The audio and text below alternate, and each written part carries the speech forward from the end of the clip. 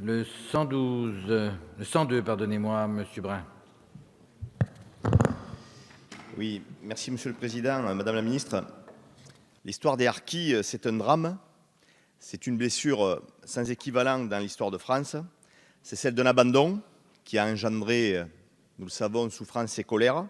Mais c'est aussi celle d'une discrimination qui persiste dans la reconnaissance par l'État des sacrifices consentis par les harkis.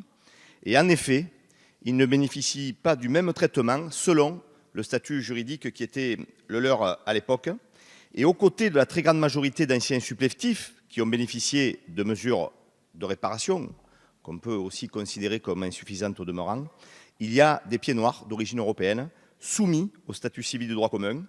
Pour des raisons de droit constitutionnel, ceux qui ont formulé une demande au titre de l'allocation de reconnaissance entre février 2011 et décembre 2013 doivent pouvoir en bénéficier.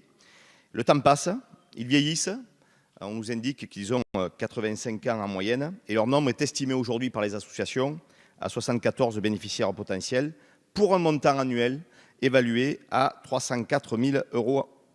C'est l'objet de cet amendement qui n'entraîne pas de dépenses supplémentaires au vu des évolutions démographiques qui ont été décrites par le rapporteur spécial et un certain nombre de collègues dans nos débats. Donc, Madame la Ministre, j'aurais tendance à vous dire pour cette mesure d'un coût minimum que c'est maintenant ou jamais pour une mesure vraiment de reconnaissance et de justice sociale.